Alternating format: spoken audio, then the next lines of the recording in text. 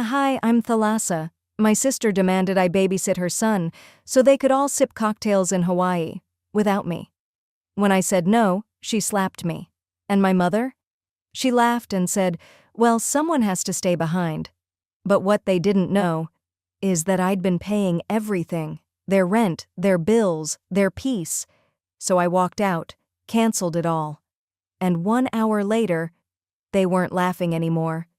Before we dive in, what would you have done in my shoes?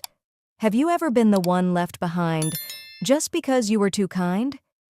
Let us know in the comments, because this story, it's for anyone who's ever been treated like an afterthought and finally said no. The dryer buzzed, and I folded the last warm towel with a kind of slow care, smoothing the edges like it might settle the tightness in my chest. I'd just come from a 10-hour shift at the library. My feet were aching, but I was here, again, at Mom's house. Folding laundry that wasn't mine, cooking dinner I wouldn't eat, in a house I'd quietly kept afloat for over 2 years. The scent of overripe bananas clung to the air. Lucas, my 7-year-old nephew, was running in socks, juice box swinging from his hand like a weapon. I opened my mouth, just to warn him, and that's when it happened. He crashed into me. Sticky red juice splashed down my work flats and the hem of my slacks. Before I could even look down, Vera's voice cut through the air like a knife. God, Thalassa, can you not just watch him for 5 minutes without screwing something up? She was standing in the doorway like some bored queen, arms crossed, wearing the kind of leggings that looked expensive but screamed leisure. She wasn't even watching him.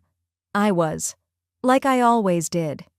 I didn't say anything, just grabbed a paper towel, dabbed at my shoes, and looked over at Mom, who was setting the table like nothing had happened. "Dinner in 5, she said, like we were just a nice normal family, like her eldest daughter hadn't just humiliated the one person keeping this house running. I wiped my hands and went back to the kitchen, where I'd finished the roast chicken hours ago. I set the plates quietly, like I didn't want to bother the air. Dad scrolled on his iPad at the head of the table. He didn't look up once. Vera's husband strolled in behind her, already laughing at something on his phone. "Babe, did you remind Thalassa about Friday?" I blinked. "What's Friday?" Vera plopped into a chair and casually dropped, "We leave Friday. You'll watch Lucas, right?" Everyone nodded like it was already set in stone, like I was the nanny, the dog sitter, the free hotel. I looked around. "What trip?" Mom laughed softly, like I'd missed the memo. "Hawaii. We all need a break." The word stuck in my throat. All of them. "You mean, you're all going?"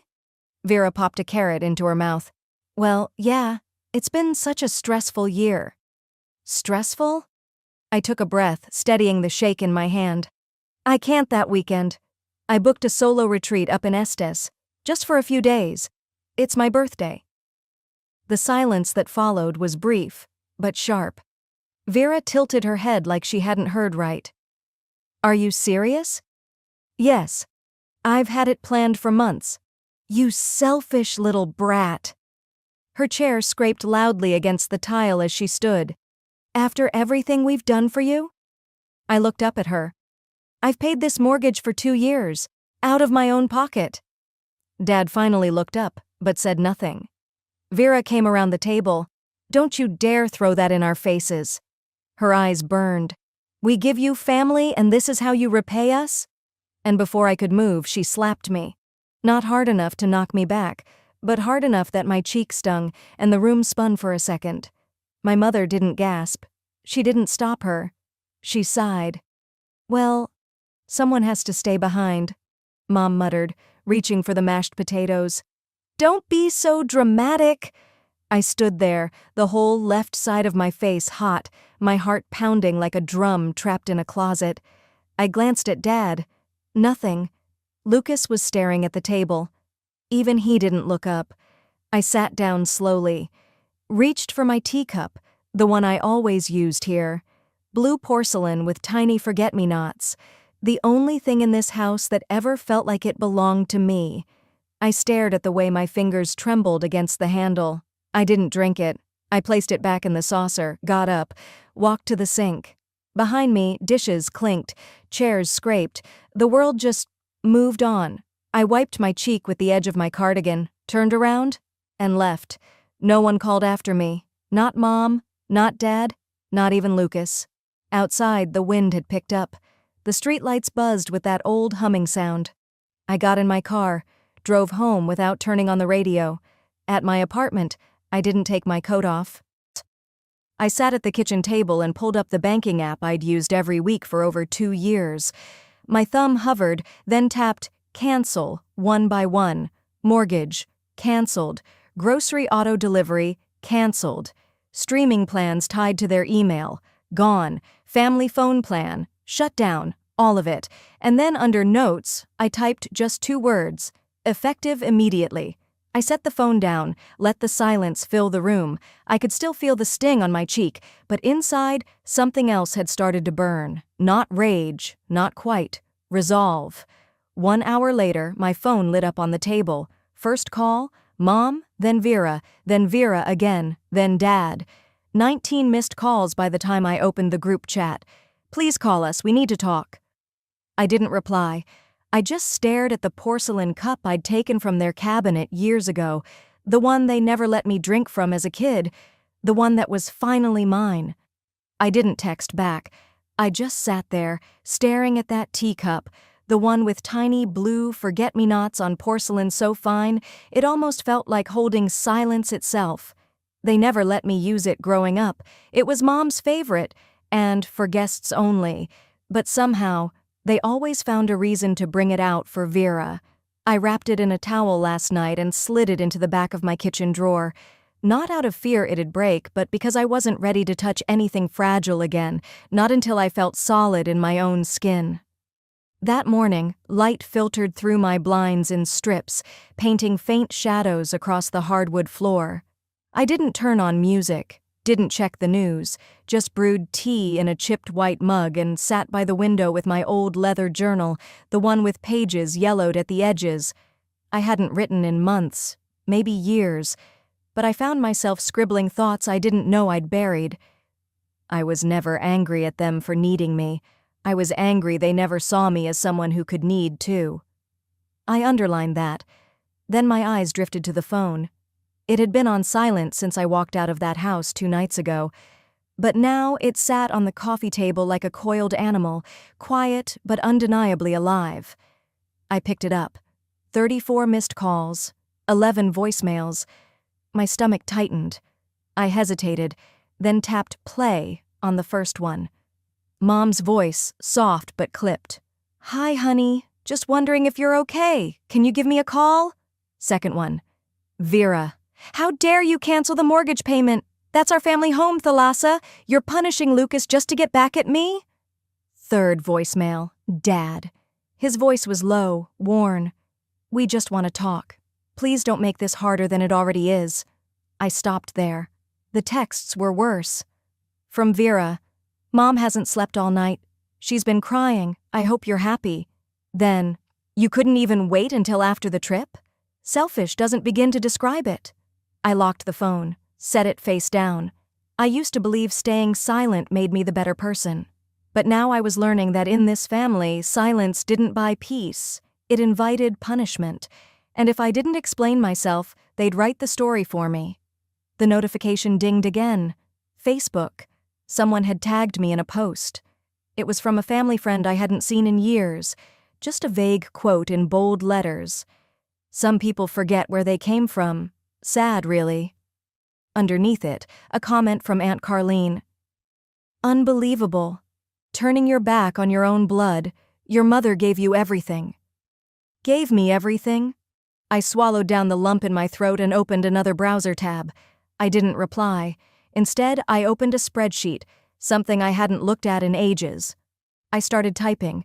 Mortgage, 24 months, 1,200x24 groceries, weekly, average 160x52 SATers x2 streaming accounts for the whole house utilities flights Vera couldn't afford. That time I paid Lucas's private preschool deposit, I kept going. Row after row, number after number. Line after line of things they called help, but never once paid back or even acknowledged. By the time I finished, the total was over $93,000. I leaned back in my chair and let out a long, steady breath. Not anger, not even sadness, just clarity. A soft knock at the door startled me. I froze for a second, then peeked through the peephole. It was Mrs. Halloran, my neighbor. Mid-70s, gray cardigan, holding something in foil. I opened the door slowly. "Morning, sweetheart," she said. "I brought some banana bread. Thought you might like something warm." I blinked. "Thank you. You didn't have to." "We heard a bit of yelling the other night," she said gently. "Just wanted to check in." I stepped aside to let her in. She walked like someone who knew how to be quiet in someone else's storm. "I'm learning to be okay," I said, almost more to myself than to her. She nodded, sitting down across from me. "Sometimes the kindest thing you can say to people who hurt you is nothing at all." She didn't ask questions, didn't give advice, just left the banana bread and gave me a long, firm hug before heading out. After she left, I rinsed her plate and reached for the mug I'd used that morning. I almost reached for the teacup. But instead, I walked over to the drawer, slid it open slightly, and looked down at the wrapped floral porcelain inside. "Not yet," I whispered. That cup meant something. It always had. It was never about the china. It was about who was allowed to feel delicate, who was granted gentleness, and who was told to toughen up. They gave Vera grace like it was endless. Me? They gave me responsibility, expectations, blame. Later that evening, as the sky turned that bruised shade of purple, my phone buzzed again. "Vera." I opened the message. "If you're going to act like this, maybe it's time we reevaluate whose family." I stared at it. My thumbs hovered. I typed something sharp, deleted it, typed something polite, deleted that too. Then I finally wrote, "I agree." I hit send, and I didn't wait for her to reply. I already knew what came next. I didn't wait for her to reply. I already knew what came next, and in a way that gave me peace. The rest of the evening passed quietly. I made a cup of chamomile tea, watched the sun slip behind the skyline, and folded laundry I'd been ignoring for days. When I finally lay down, I didn't cry. My hands weren't clenched, my chest didn't ache, but I woke up before the alarm. Just after 6. Something in my chest stirred, like a knock I hadn't heard yet, but somehow already felt. It came at 10:07 a.m. 3 firm knocks on the door. I paused mid-sip of my coffee. I wasn't expecting anyone. I glanced out the peephole, and my stomach turned. Vera. And Lucas. My sister didn't smile, didn't wave, didn't even pretend to soften her face. She just stood there like she had every right in the world to be on my doorstep. I opened the door halfway, leaning against the frame. I didn't say a word. "Lucas wanted to see you," she said, already nudging the little boy forward like a package on wheels. "Auntie!" Lucas beamed, running into my arms before I could react. My body moved on instinct, wrapping him in a hug I hadn't planned. His cheek pressed into my shoulder, his little arms clinging to my waist. My throat tightened. He smelled like peanut butter and sunblock. "I missed you," he whispered. "I missed you too, sweetheart," I murmured, but over his head I met Vera's eyes, and I didn't smile. She was already stepping inside. Not a glance. Not a, "May I?" Not a hint of apology. Just full entitlement. She dropped a canvas tote on my couch. Toys spilled out. Plastic dinosaurs, a juice box, one sock. "We're heading to the spa," she said, brushing imaginary lint off her shirt. "Shouldn't be more than a few hours. You're good with him, right?" I blinked. No question, no invitation, just assumption. Just like always. I stood slowly. Lucas was already settling on the carpet with his T-Rex and pterodactyl. Vera started walking toward the door like she'd just finished placing a takeout order. "Wait," I said, my voice firmer than I intended. She turned, hand on the doorknob, eyebrows raised like I'd just spoken out of turn. "I can't watch him today." Lucas looked up, confused. "Why not?" "I have things I need to do." I said gently, kneeling to his eye level. But we'll see each other soon, okay? I promise. His little mouth trembled. Did I do something bad? My heart cracked. No, never. You're perfect. This isn't about you. Vera scoffed, loudly. So now you don't love him? I stood. Don't do that. Do what? Point out the obvious? No.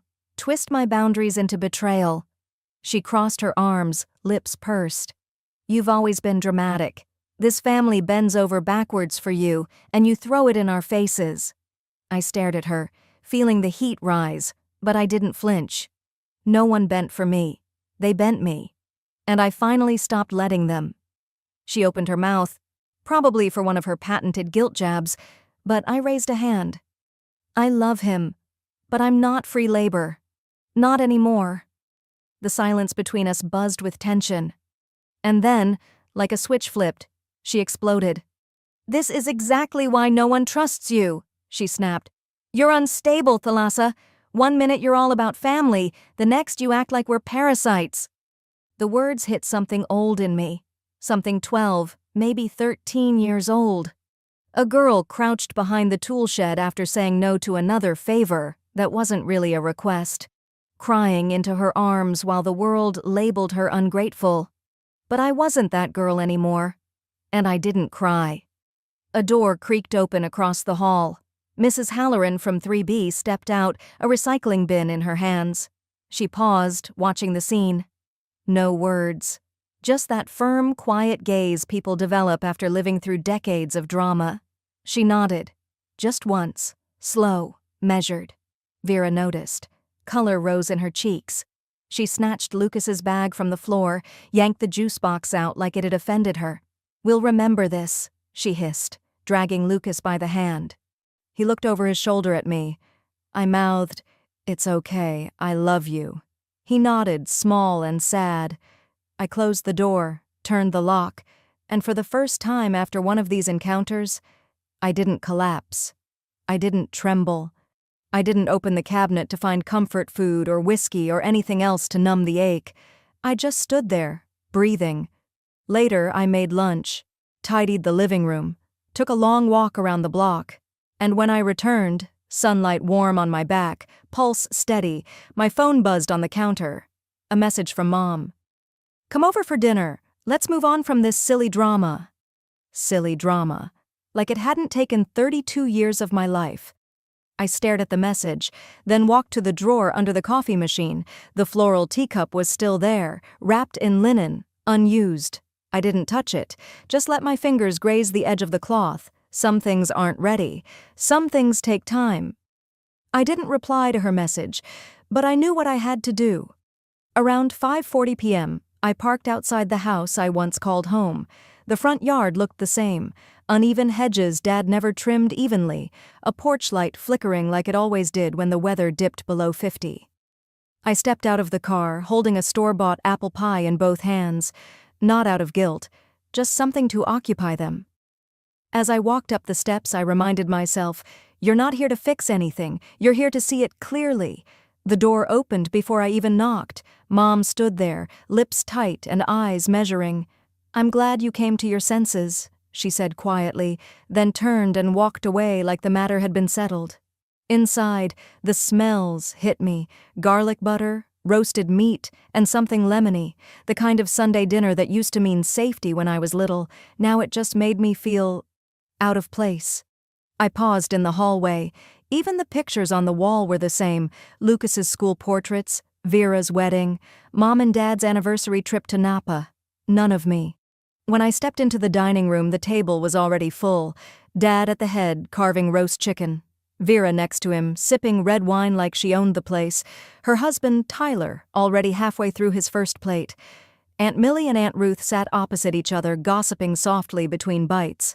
Lucas perked up when he saw me. Auntie? I smiled at him. Just him. Hey, bud. There was one empty chair left, at the far end, next to the broken radiator that always made winter dinners miserable. I slid into it without a word. Let's not ruin dinner with old arguments, Aunt Millie said, lifting her glass. Let's be grateful we're all together. I nodded slightly. I didn't trust my voice yet. Chatter picked up again. Stories about Hawaii. Photos were passed around on phones. Tyler talked about the snorkeling. Mom went on about the resort's breakfast buffet like it was heaven. No one asked how my week had been. No one mentioned the front porch or Vera's drop-off. Lucas reached for a dinner roll and Vera gently nudged him. "Remember how you played with the crabs on the beach?" He giggled. "They kept hiding." She beamed, then turned to me. "Some people really need time alone, I guess." I didn't bite. Just kept cutting my chicken slowly, bite by bite, like each piece was a shield. Then Mom's voice shifted the mood like a cold gust. "You know, Lucas told me he was confused why you wouldn't let him stay the other day." The table quieted. Forks slowed. "You hurt his feelings," she added. "Kids remember that kind of thing." Dad chimed in. "Family helps family, Thalassa, even when it's inconvenient." I laid my fork down, calmly, carefully. I looked around the table. Not one face looked surprised. Just waiting, like a script had been passed around earlier and I hadn't gotten a copy. "I've given more to this family than anyone in this room," I said, voice steady, "and not because I had to, but because I wanted to, because I loved you." I looked directly at Dad. "But love isn't supposed to look like servitude." He opened his mouth, but I cut in. "Did you know I paid your hospital bill last year when insurance didn't cover the scans?" Silence. His jaw twitched. "No." I nodded. "Didn't think so." Even Aunt Ruth stopped mid-chew. The tension was so thick you could have cut it with the butter knife no one was using. Vera gave a sharp little laugh. "Well, someone's been keeping receipts." I reached into my bag and pulled out a small white envelope, plain, sealed. I walked it over and set it gently between my parents. "What's this?" Mom asked, brows pinched. "Just a few facts," I said. "Contributions made, year by year, broken down by category, mortgage help, school tuition, medical bills, groceries, flights, everything." Dad picked it up like it might bite him, opened it. His eyes scanned the first page, then the second. He blinked. Hard. Mom looked over his shoulder. Her voice cracked. "This can't be right." "It is," I said. "I've got copies, and receipts, and every transaction marked." No one said a word. I looked at Lucas, who was quietly picking at his mashed potatoes, his little brow furrowed. I softened my voice. "I will always love you, sweet boy, but grown-ups have to learn when enough is enough." I picked up my coat. "Wait, are you leaving already?" Aunt Millie asked. "I didn't wait for dessert," I said, sliding my arms through the sleeves. "I have somewhere more important to be." I turned toward the door, passing the hallway photos one last time, and I didn't look back. I didn't wait for dessert. I had somewhere more important to be. By the time I stepped into my apartment, the sky had turned to charcoal gray. Rain tapped lightly against the kitchen window, soft, steady, like a metronome for the resolve that had built inside me all evening.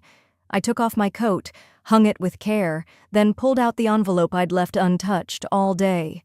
The same one I'd laid on that dinner table like a quiet explosion. The envelope was just the beginning. I sat down at the kitchen table with my laptop and a cup of mint tea, still warm from the thermos I'd packed before dinner. My fingers moved without hesitation. Folder after folder opened. Bank statements, Venmo transfers, notarized documents, screenshots, emails. For years, I'd been told I was too sensitive, too generous, or worst of all, doing the right thing because you're the responsible one. But tonight, I wasn't reacting. I was preparing. I created a new folder on my desktop. I named it Family Contributions, Independent Claim. It felt like I was writing a quiet eulogy to the woman I used to be. Each PDF I saved and labeled with precision. February 2020, Mom's dental bill. June 2021, Dad's hospital copay. Christmas 2022, rent covered for Vera when her business venture flopped, and so on. Every line a memory, every dollar a scar. I wasn't suing, I wasn't asking for a refund. I was drawing a line, the kind that would need a signature. The next morning, I made an appointment at a local notary's office just off Main Street, the kind of place that still smelled faintly of ink and old linoleum. The receptionist looked up, startled, when I walked in, holding a manila folder so stuffed it barely shut.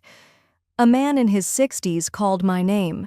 He had a quiet, weathered face and the kind of voice that didn't rush. I liked him instantly. We sat in a narrow office, walls lined with certificates and a dusty plant in the corner. I laid everything out and told him calmly what I wanted to do. I want to formally sever all shared financial ties to my family. Going forward, I will not be liable for my parents' mortgage, utilities, health insurance, or anything tied to my name. I paused, then added, I'd like that in legal terms. He leaned back, skimming the printouts. When he reached the final total, he blinked. $93,000? That's what you've contributed? I nodded once.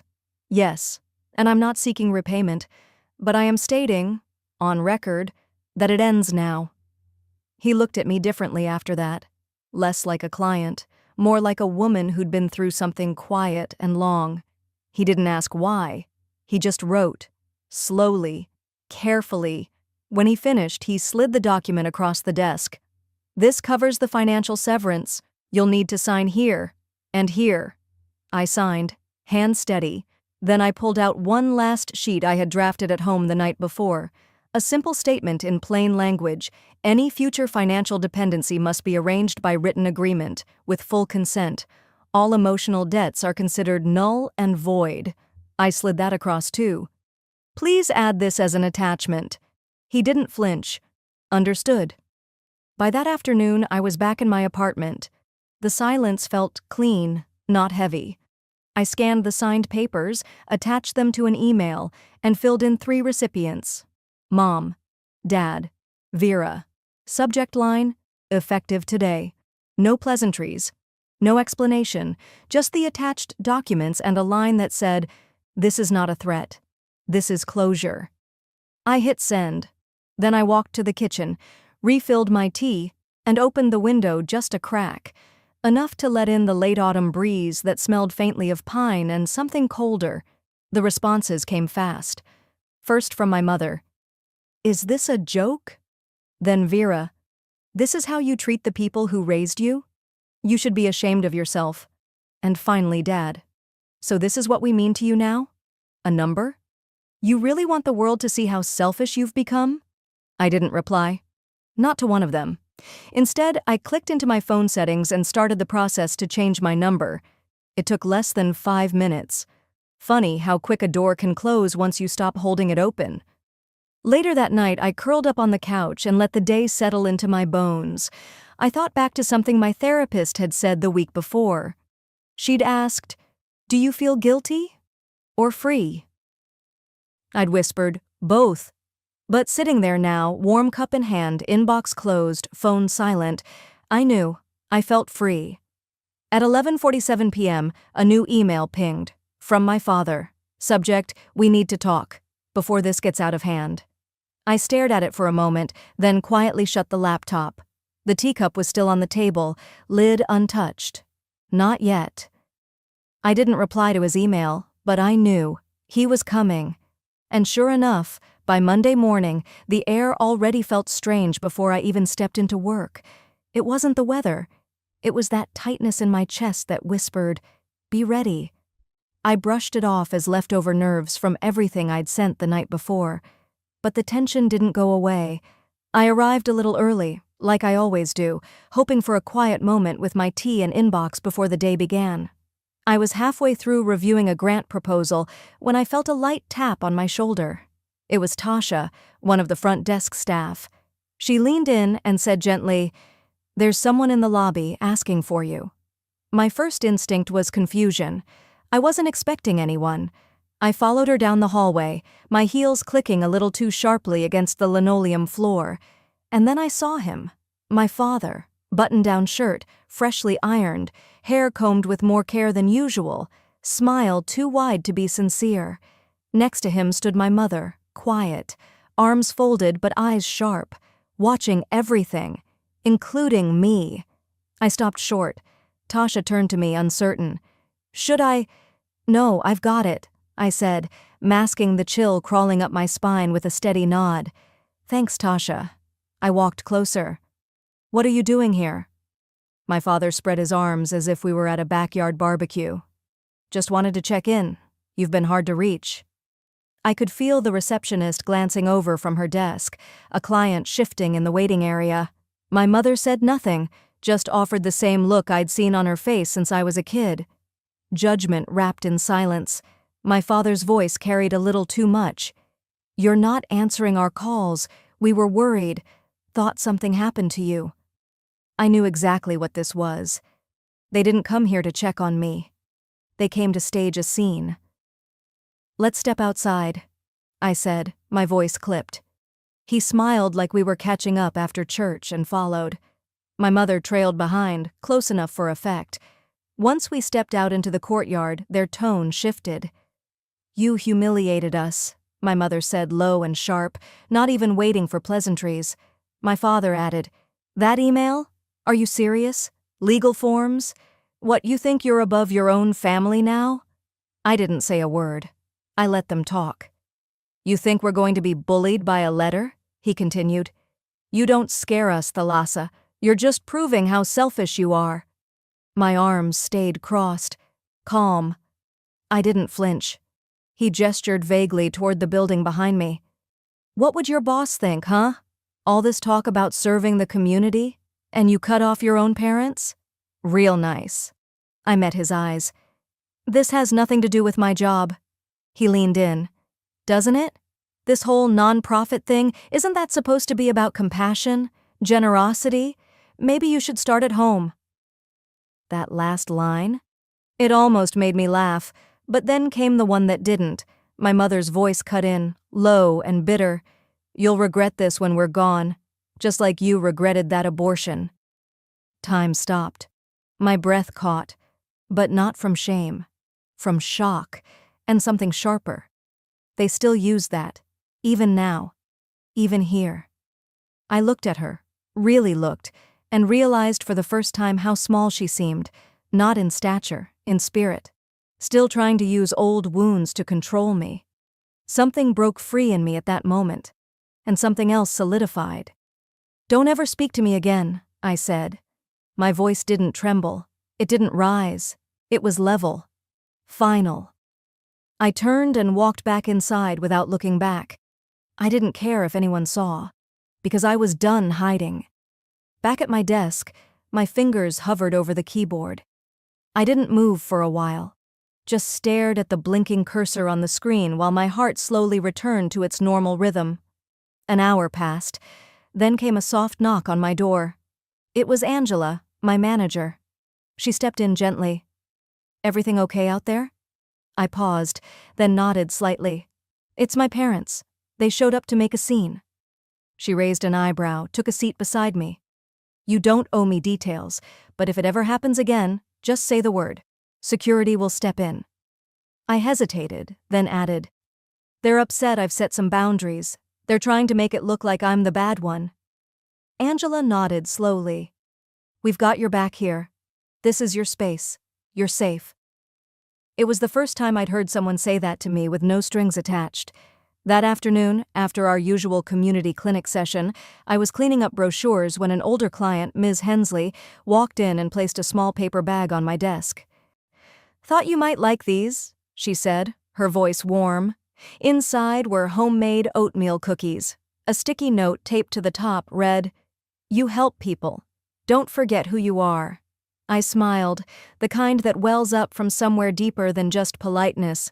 This was my family now, the people I chose, the ones who saw me without needing to take from me. Later that evening, I returned home with quiet gratitude. I changed into sweats, brewed some tea, and finally opened the box that had been sitting on my desk since Saturday. Inside the antique teacup, wrapped in soft linen, was a folded note, my grandmother's handwriting still neat and steady. You are the answer to every woman who couldn't speak. I traced the curve of her letters with my finger. The tears didn't fall, not because I wasn't moved, but because, for once, I didn't feel broken. I felt ready. And that realization sat with me like a quiet weight on my chest. All night, I couldn't sleep. I kept pacing, not out of fear, but because something inside me had shifted, finally and fully. I sat at my kitchen table, still in the oversized sweatshirt I wore to bed. The morning light was just peeking through the blinds when I opened my laptop. I didn't plan it, I didn't outline or rehearse, I just started typing. I used to think being a good daughter meant giving without limits. It meant silence, sacrifice, swallowing hurt and smiling through it. I thought loyalty meant losing yourself for others. My hands didn't shake. My breath stayed even. I wasn't angry, I was clear. I missed birthdays, vacations, rest, so they could live freely. I paid bills that weren't mine, babysat when no one else would, absorbed blame to keep peace. And when I finally said no, I was called selfish. I didn't name anyone, no photos, no gossip.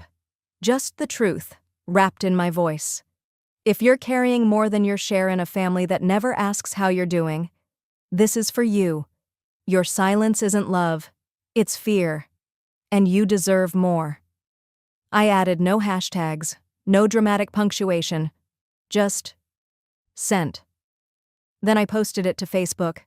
I copied the same text onto LinkedIn, where I'd mostly kept things professional. Then on a small community healing forum I'd joined months ago when the spiral started, just to see if it might help someone else. I closed the laptop, then I sat in silence, watching a cardinal land on the railing outside. I had no expectations, no idea if anyone would even see it. The next morning, I woke up to 142 unread notifications. By the time I poured my coffee, my inbox had doubled. A message from a woman in Ohio. I thought I was the only one. One from a man in Kansas City. You gave me language for my own pain. Someone had shared it to a support group for adult children of narcissistic parents. Then another forum picked it up. It landed on a mental health blog, and somehow, it grew. Over 12,000 shares in 48 hours. I don't think I breathed properly for a full day. But it wasn't fear that gripped me. It was connection. People didn't just read, they saw me. Then came Vera's voicemail. Her voice had that sharp, performative hiss I knew too well. You think this is brave? It's pathetic. You're airing dirty laundry like some attention-seeking martyr. Everyone's laughing at you. I didn't even flinch. I deleted it. Blocked her number. An hour later, a text from my mother popped up. What you did was cruel. We didn't raise you to humiliate your family in public. Think of your sister's job. Think of your nephew. That one stung. Not because I felt guilty, but because I realized she still didn't get it. I blocked her too. Then came the email, from an assistant at a tech firm I didn't recognize. Apparently, Vera's employer. They requested a clarification conversation regarding recent conduct allegations tied to online commentary. I hadn't named Vera, but apparently others had made the connection themselves. I hadn't dragged anyone into the light. People had started dragging themselves, and not everyone was mad. A cousin I hadn't spoken to in years messaged, I always knew something was off. Thank you for saying what none of us could. My Aunt Mary, Dad's oldest sister, wrote, They made you carry everything. I'm sorry for not speaking up sooner. You deserved better. Some family members fell silent. Others took sides. But for the first time, the unspoken split open, and I wasn't the only one standing on my side of the line. That evening I was folding laundry when my phone buzzed. A number I didn't recognize lit up the screen. I hesitated, then picked up. Aunt Thalassa? I sat down slowly. Lucas? His little voice was unsure but hopeful. I was wondering, do you want to come to my school's author night next week? You don't have to, but I want you to. You're my favorite. My chest tightened. I pressed my palm to my heart. I'd love to, sweetheart. I really would. After we hung up, I stayed seated for a long time. Not sad, not shaken, just steady. Maybe the cycle wouldn't end in one generation, but with me, it would change. That night, as I washed the last dish and turned off the kitchen light, I whispered to myself, they don't own my story anymore. I walked to the hallway closet and pulled out the box I'd carried with me from apartment to apartment. Inside, wrapped in soft linen, was my grandmother's journal. The leather cracked slightly as I opened it. A sticky note clung to the front cover. Her handwriting, small but unmistakable. Finish what I started. I held the journal against my chest and closed my eyes. After the call with Lucas ended, I just sat there in the quiet, letting his words echo like warm wind through a long, locked room. My hand rested near the drawer. I didn't need to think twice. I slid it open. Inside, beneath old tax envelopes and a few greeting cards I'd never had the heart to throw out, lay the journal, leather-bound, worn at the corners. A yellow sticky note clung to its cover like it had waited for me for decades. Finish what I started. The handwriting was unmistakable, my grandmother's. Soft but decisive, with the kind of tilt only women who wrote while balancing a child on their hip seemed to have. I sat back on the couch and opened it to the first page. May 12, 1967. My husband says I'm selfish for resting, but I worked a double shift and I still cooked. I kept reading. July 9th. They say a mother should give everything, but I wonder, who gives to the mother? The entries were short, never more than a few lines. But every sentence felt like it had waited decades to be read out loud. Some were simple. He told me not to talk at dinner, said my stories were embarrassing. They said I wasn't trying hard enough. I bled through my shoes that day. Others made me sit up straighter. They only loved me when I was useful. That line had been underlined twice, in bold, angry strokes that had slightly torn the page beneath it. I pressed my fingers to the words. My grandmother had been the quiet one in every family story, the peacemaker, the one who made fudge from scratch and hand-sewed costumes for the school play. No one talked about the way she worked nights or how Grandpa would sulk for hours if dinner wasn't hot. And no one ever mentioned that she saw the same things I did, that she noticed, that she hurt, that she fought, even if only with ink and silence. I read on. Her entries were never about revenge. She wasn't bitter, but she saw, and in seeing, she resisted, quietly, powerfully. Near the back, I found the last page. It was dated just weeks before she passed. I leave this to the granddaughter I hope will break the chain. If you are reading this, you already have. There was a dried daffodil taped to the margin, pressed so carefully its petals had kept their shape. And just like that, I was back in her garden again. I must have been 9. She'd worn one of those sun hats with the wide brim and handed me a tiny shovel. She'd said, "These will come back even if winter tries to kill them." I hadn't understood then.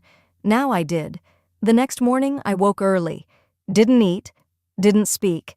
I just got in the car and drove to the cemetery on Maple Ridge. It wasn't far, but I took the long route, the one that curved past the school Lucas went to. A strange comfort, knowing his voice had cracked through years of silence the night before. At the grave, I knelt without needing to say anything rehearsed. I placed the journal gently on her headstone. "I see you," I whispered. "You weren't invisible. I promise, you weren't." I kept the daffodil. It felt right. Later, as I stood in my kitchen rinsing a mug, an email pinged through.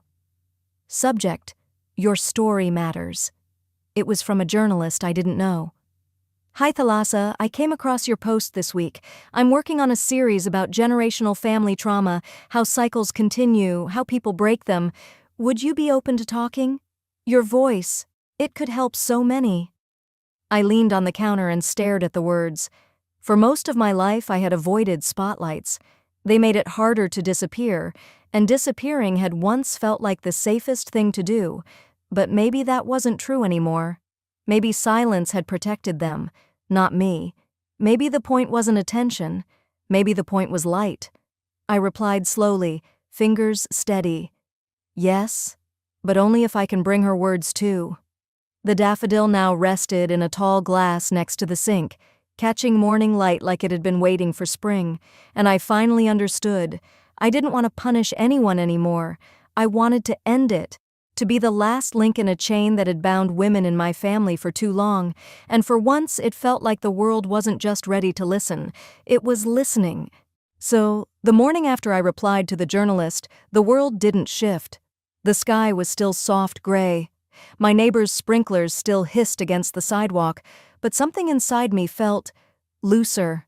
Like a knot I'd lived with for years had finally begun to untangle. I arrived at the cafe 15 minutes early, out of habit, not nerves. It was the little place near the library, quiet, with mismatched mugs and windows that let the light spill across wooden tables. I chose a corner booth and sipped black coffee, no cream, just how Grandma used to take it. The doorbell chimed. She walked in with gentle steps, a worn leather satchel over her shoulder. The journalist, Amanda, looked to be in her 50s, her face lined with time, not tension. Her smile was steady. She didn't reach for her recorder. Not yet. "Thank you for meeting me," she said, sliding into the seat across from me. "No pressure today, I just want to listen." That surprised me more than it should have.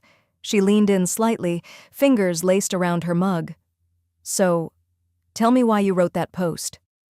I watched the steam rise between us, then answered softly but surely, "Because I didn't want another girl to grow up thinking her only worth was what she gave up." Amanda didn't interrupt. She just nodded, her pen resting idle. So, I kept talking. Not in a rush. Not like someone finally given a mic, just like a woman telling the truth after carrying it too long. I talked about babysitting while everyone else drank piña coladas in Maui, about working 2 jobs while they borrowed my car and left me with empty tanks, about the way my mother once said, "You're so good at giving, it's your gift." As if that meant I had no right to stop. I told her about the slap, the way my sister laughed like it was nothing, the way I stood there, hand on cheek, realizing they didn't see me. Not really. "I walked away," I said, voice steady, "not because I hated them, but because I finally loved myself enough to stop shrinking." I paused then, reached into my purse, pulled out the daffodil I'd pressed inside a notebook the night before. And this is from the woman who taught me what silence costs. Amanda's eyes flicked to the flower, her brows furrowed, not in confusion, but in reverence. My grandmother wrote in secret. She never raised her voice, but in the quiet she resisted, and somehow, she handed me the strength to do what she couldn't. Amanda finally picked up her pen. "Would you mind," she asked, "if I included her words too?" I smiled. That's the only reason I said yes. 2 weeks passed. I didn't ask for updates, didn't refresh anything. I kept watering my balcony herbs. I read. I listened to jazz while doing dishes. Then one morning, my coworker texted me a link. "The ones who stay behind, the price of family silence." There it was. My name, my face, soft lit in that cafe corner, the daffodil photo, yellow and brave. And below it, a quote from Grandma's journal. "They only loved me when I was useful. I hope she chooses something else." It spread, quietly at first, then further than I ever imagined. Women's advocacy forums picked it up. A university sociology seminar featured it in a class on intergenerational roles. Strangers messaged me, not with pity, but with stories of their own sacrifices, their own turning points. Not one person from my family reached out, but I didn't feel abandoned. I felt unburdened. Then one night, my phone buzzed. Lucas. I hesitated, not out of resentment, just surprise. I picked up. He didn't say hello. "Auntie, Mom's really mad." I sighed gently. I figured. A pause. Then softer. "But I'm not." I waited. "I read your article, all of it, and I think I want to be like you." Tears welled up before I could stop them. "Just promise me something," I whispered, voice thin. "Yeah?" "Never let anyone shame you for choosing peace, not even the people who say they love you." He didn't respond right away. But when he did, it was with something that didn't sound like a kid anymore. "I won't." That evening, I got an email from the local women's center. They were hosting a community night, stories of women reclaiming their roles, shedding generations of quiet. Would I come? Would I share? I almost said no. But then I looked at the journal again, at Grandma's spidery cursive. "If you are reading this, You already have. So I said yes. But only if I could read her words too. That night, under soft lighting and surrounded by folding chairs filled with women, old, young, shaking, nodding, I read, not just about me, about her, about all of us. There were tears, laughter, a kind of silence that doesn't shut down, but opens up. And the next morning I noticed something on the balcony. A single daffodil had bloomed, not from a bulb I'd planted. It had grown from the soil where I'd once shaken loose dried petals from Grandma's last flower. I stepped outside, breathed in the soft air, and picked it gently. I tucked it behind my ear and walked inside, past the shelf of unpaid bills I no longer carried, past the photo frame I'd finally put up of myself at the beach, smiling, truly smiling, not as someone's caretaker, not as the fallback plan, just as me.